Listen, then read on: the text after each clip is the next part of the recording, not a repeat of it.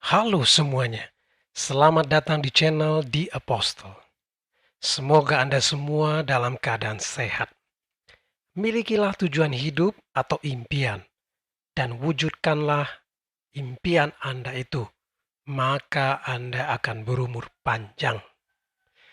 Sobat sekalian, propaganda ustadz-ustadz berikutnya untuk menarik orang Kristen berpindah ke Islam adalah dengan membuat argumen atau pemikiran atau logika bahwa Nabi Muhammad sudah dinubuatkan atau diprediksi kedatangannya dalam Alkitab. Jadi perkataan akan datang Nabi yang bernama Ahmad menurut Nabi Isa itu dikutip para ustadz menurut Quran. Lalu diklaim juga ada di Alkitab, yaitu yang tertulis dalam surat As-Syahf ayat 6. Bunyinya demikian. Dan ingatlah ketika Isa ibnu Maryam berkata, "Hai Bani Israel, sesungguhnya aku adalah utusan Allah kepadamu, membenarkan kitab sebelumku, yaitu Taurat, dan memberi kabar gembira dengan dalam kurung datangnya seorang rasul yang akan datang sesudahku, yang namanya Ahmad dalam kurung Muhammad." Ini dalam kata tanda kurung ini ditambahkan. Kalau orang Kristen menerima argumen ini, mereka mengharapkan maka mereka akan menerima Nabi Muhammad sebagai nabi terakhir. Ustadz-ustadz muslim tentu sangat dongkol atau gondok karena di Quran sangat banyak ditemukan ayat-ayat tentang Nabi Isa. Dan bagaimana banyak celah dari ayat itu yang sangat memberatkan perkembangan muslim dalam menarik orang berpindah ke Islam supaya menjadi mualaf begitu. Sebagai contoh, surat Ali Imran ayat 45 berkata, Nabi Isa putra Maryam adalah yang terkemuka di dunia dan akhirat. Tentu sangat mengesalkan ayat ini, sobat sekalian. Nabi Isa disebut terkemuka di dunia dan akhirat di Al-Quran. Wah, ini kan bisa multi interpretasi. Wah, bisa digiring, digoreng sana sini ini. Memberatkan mereka. Tentu sangat mengesalkan ayat ini. Sementara itu di kitab orang Kristen tidak ada disebutkan secara terang-terangan Nabi Muhammad. Kalau dibuka dari kitab Kejadian sampai kitab terakhir di perjanjian baru kitab Wahyu, tidak ada nama Nabi Muhammad. Sementara tadi kita baca tadi dalam surah As-Syahf tadi, bahwa Nabi Muhammad mengklaim bahwa sesudah dia akan bahwa Isa pernah menyebutkan di kitab sebelumnya katanya Taurat, bahwa sesudah dia akan muncul seorang Nabi Rasul utusan yang bernama Ahmad. Keadaan ini memaksa para ustadz dan apologet Islam untuk mencari-cari ayat Alkitab yang bisa membuktikan bahwa Nabi Muhammad ada disebutkan dalam Alkitab. Soalnya Muhammad sudah ngomong bahwa di kitab sebelumnya ada yang menyebutkan tentang aku. Di Taurat dia bilang. Jadi para ustadz tentu sudah putus asa. Salah satu ustadz yang menganggap Nabi Muhammad sudah dinubuatkan dalam Alkitab adalah Ustadz Kainama, Bung kita orang Ambon satu ini. Ustadz berdarah Ambon yang katanya mantan pendeta dan juga master teologi ini memakai ayat berikut ini untuk merujuk pada anggapan bahwa Nabi Muhammad memang ada disebutkan dalam Alkitab. Untuk lebih jelasnya mari kita lihat cuplikan videonya. Akan datang setelah aku seorang laki-laki, namanya Ahmad, Etmak Ahmad, Menahmah yang mulia, Muhammad dengan segala kemuliaannya. Dia akan menginsafkan bumi, menaikkan derajatmu bikhota hasta, menaikkan derajatmu bi Allah, karena dia adalah Nabi Allah. Yohanes pasal 16 ayat 13. Saya stop panggil Yesus Tuhan dan saya cari tahu tentang Rasulullah, bukan dari buku-buku Islam tapi dari Bible lagi. Ketemu lagi hifkom mematakim hekul Muhammadin zeduri vezekhi benuak Yerusalem. Di bibirnya tutur katanya manis semata-mata, segala sesuatunya indah, tak ada dusta pada bibirnya. Orangnya tidak terlalu tinggi, tidak terlalu pendek. Kulitnya putih, kalau kena matahari pipinya merah. Di sebelah kanannya 5.000 tentara, di sebelah kirinya 5.000 tentara. Dan mereka masuk kota yang kudus. Rambutnya seperti air laut di Syam el-Sik. Dialah Muhammad dengan segala kemuliaannya. Dan dia adalah penguasa Yerusalem baru. Hai putri-putri Yerusalem. Dalam video tadi kita bisa lihat bahwa Ustadz Kainama dan para ustadz lainnya tentunya dalam mempengaruhi jemaahnya untuk berpindah, untuk tidak berpindah. Jadi mereka berusaha mempengaruhi jemaahnya untuk tidak pindah ke Kristen. Soalnya banyak sekali gerakan yang mengakibatkan terjadinya gerakan tsunami murtad di kalangan muslim. Maka mereka menegaskan kembali bahwa tidak usah kalian murtad. Sebab Nabi Muhammad sudah dinubuatkan dalam Alkitab. Jadi ngapain repot-repot pindah agama ke Kristen? Wong Alkitab suruh percaya kepada Nabi Muhammad. Kira-kira gitulah ide atau dasar pemikirannya. Jadi ayat yang dikutip mereka adalah tadi dari video yang kita lihat sebelumnya juga. Yaitu dalam Yohanes 16 ayat 13. Yohanes 16 ayat 13. Ini di kitab Injil. Injil itu adalah tulisan-tulisan murid-murid Tuhan Yesus yang khusus memberitakan tentang Tuhan Yesus. Itu ada 4 itu. Nah, disebut Injil. Injil itu dalam bahasa aslinya Evangelion, kabar baik. Diterjemahkanlah dalam bahasa Arab Injil.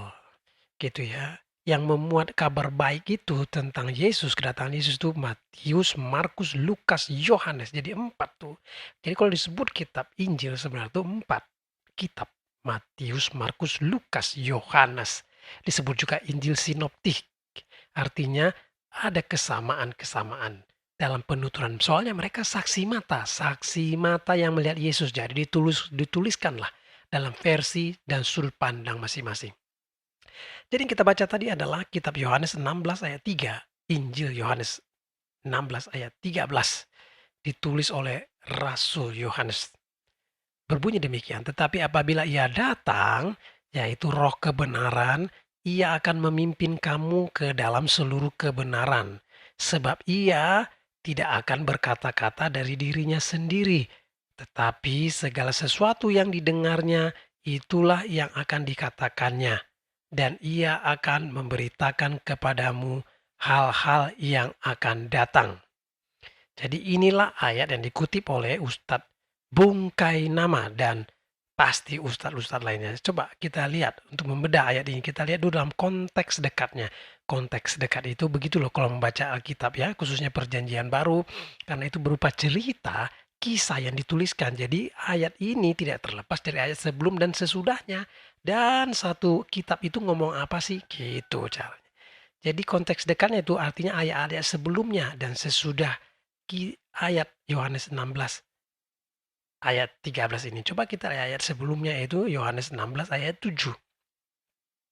Namun benar yang kukatakan ini kepadamu, kata Yesus ya, adalah lebih berguna bagi kamu jika aku pergi. Sebab jikalau aku tidak pergi, penghibur itu tidak akan datang kepadamu. Tetapi jikalau aku pergi, aku akan mengutus dia kepadamu. Jadi roh kebenaran yang dimaksud ini adalah sang penghibur yang dalam teks Yunani menggunakan kata parakletos. Artinya apa parakletos? Seseorang yang berada di samping orang lain. Yang tujuannya adalah untuk membantu dia. Yang berfungsi sebagai penasehat, pembela atau advokat. Dan juga pelindung serta guru. Coba kita lihat konteks jauhnya. Ayat-ayat sebelumnya. Pasal sebelumnya. Artinya rangkaian ayat-ayat yang merupakan satu kesatuan dalam percakapan Yesus sebelumnya. Jadi ini kan lagi cerita Yesus nih. Sampai nanti kepada topik itu. Jadi lagi nasihatin murid-muridnya sebelum dia ditangkap. Yohanes 14 ayat 15 sampai 17. Jikalau kamu mengasihi aku, kamu akan menuruti segala perintahku. Aku akan minta kepada Bapa dan ia akan memberikan kepadamu seorang penolong yang lain. Supaya ia menyertai kamu selama-lamanya. yaitu roh kebenaran. Dunia tidak dapat menerima dia, sebab dunia tidak melihat dia dan tidak mengenal dia. Tetapi kamu mengenal dia, sebab ia menyertai kamu dan akan diam di dalam kamu. Jadi siapakah penolong yang lain yang dimaksud Yesus itu? Dialah Roh Kudus. Kata Yunani untuk penolong yang lain adalah alon parakleton, yang berarti yang sehakikat dengan Yesus. Jadi waktu dibilang penolong yang lain itu yang seperti dia. Dalam Yohanes 1 ayat 1, Injil Yohanes 1 ayat 1 ditulis dalam kitab orang Kristen, ditulis bahwa Yesus adalah firman yang menjadi manusia. Firman Tuhan itu jadi manusia. Jadi kalau dia sehakikat dengan Tuhan yang adalah firman, yang diutus yang lain itu yang sehakikat dengan dia juga, ya bagian dari Allah itu sendiri. Nah ini rohnya sekarang. Siapakah penolong yang lain yang sehakikat dan sederajat dengan firman Tuhan? Yaitulah roh Tuhan sendiri, Roh Kudus namanya. Jadi, apakah Roh Kudus ini tepat jika disebut menggambarkan Nabi Muhammad seperti yang disebutkan oleh Ustadz Kainama dan Ustadz-Ustadz lainnya? Mari kita periksa. Yang pertama, Roh Kudus, penolong itu disebut sebagai roh kebenaran. Dia itu roh, disebut roh kebenaran berkali-kali. Tidak kasat mata jasmani berarti roh. Nggak kelihatan mata jasmani, bukan manusia dia ini. Apakah cocok diidentikan dengan Nabi Muhammad yang adalah manusia? Yang kedua, Roh Kudus itu akan menyertai murid-murid Yesus selamanya. Apakah Nabi Muhammad akur atau cocok dengan orang Kristen selama dia hidup di bumi? Malahan ada ayat untuk membunuh orang Yahudi dan Nasrani. Gimana menyertai murid-murid Yesus selamanya? Orang dia juga mati. Jadi menyertai selama apanya? Kalau dia yang dimaksud itu Roh Kudus itu adalah Nabi Muhammad. Orang tidak cocok malah suruh perintah untuk membunuh orang Yahudi dan Kristen. Yang ketiga, roh kebenaran itu disebut akan tinggal di dalam orang percaya yang percaya kepada Yesus. Akan tinggal di dalam orang yang percaya. Di dalam. Apakah Nabi Muhammad ada di hati orang Kristen saat ini?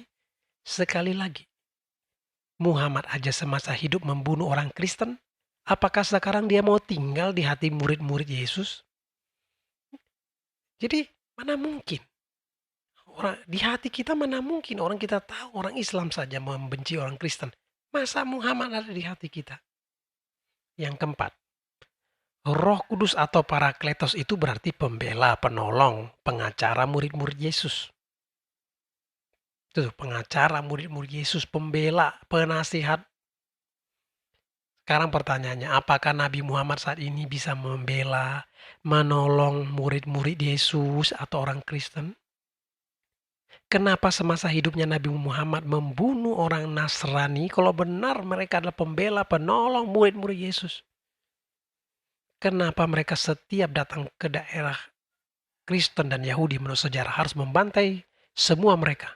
Kalau tidak masuk Islam, mana sebagai pembela murid-murid Yesus? Jadi ayat itu bukan berbicara tentang Muhammad. Tidak ada. Terus dia menjadi pembela penolong selamanya. Loh, Nabi Muhammad sekarang sudah meninggal, wafat. Bagaimana bisa membela kami nih, orang-orang Kristen? Gimana caranya membelanya? Terus kalau ada setan datang ini bisa nggak pakai nama Muhammad? Di dalam nama Muhammad setan itu pergi. Terus apa? Apa pembelaannya saat ini? Yang kelima, Roh Kudus itu disebut adalah pribadi yang sehakikat dengan Yesus sebagai firman Tuhan. Apakah Nabi Muhammad sehakikat dengan Yesus yang adalah firman Tuhan?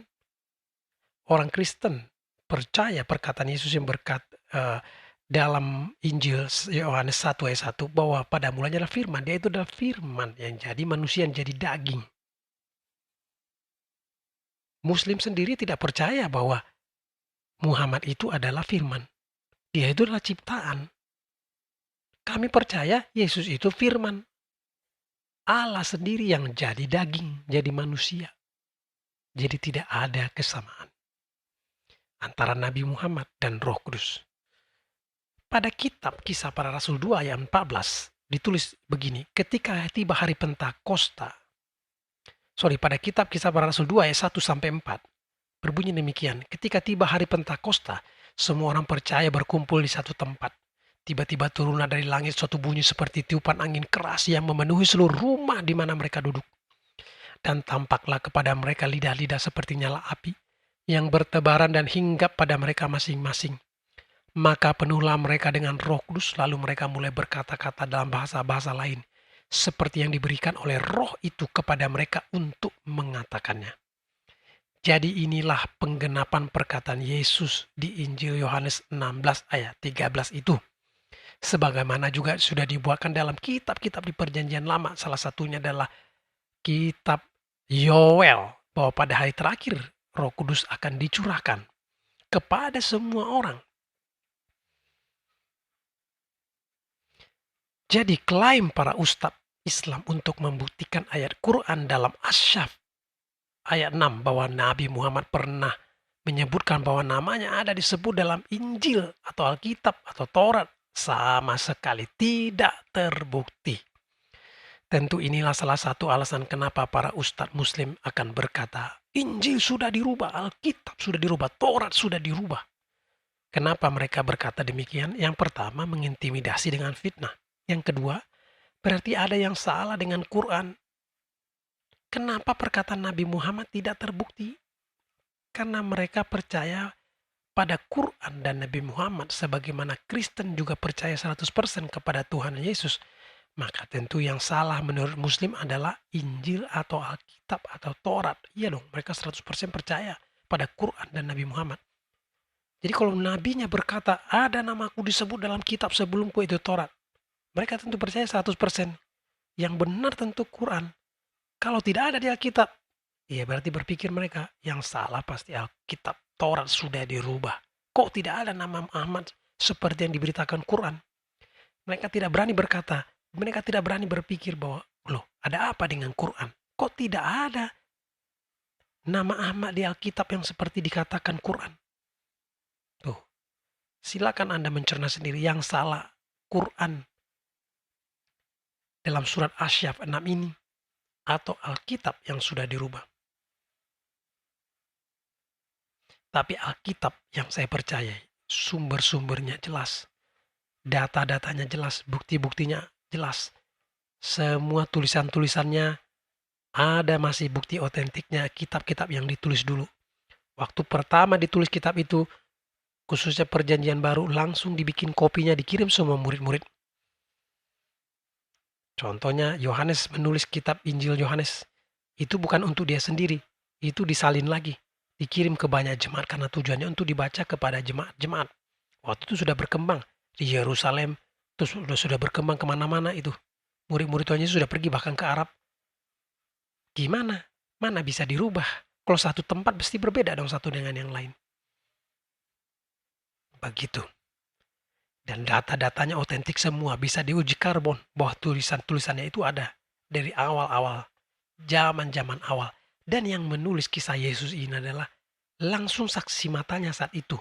Dan bukan ditulis oleh Yohanes, ditulis lagi oleh siapa, kata si Yohanes ditulis 300 atau 200 tahun kemudian. Bukan. Mereka penulis kitab ini adalah saksi mata langsung yang mengenal Yesus. Saksi mata.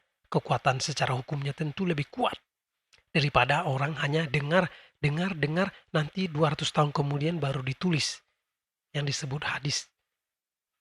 Ini langsung saksi mata. Saksi itu adalah orang yang melihat, mendengar langsung, yang mengalami langsung kejadian itu. Nah, itulah murid-murid penulis kitab Injil. Kiranya video ini bermanfaat. Tuhan Yesus memberkati.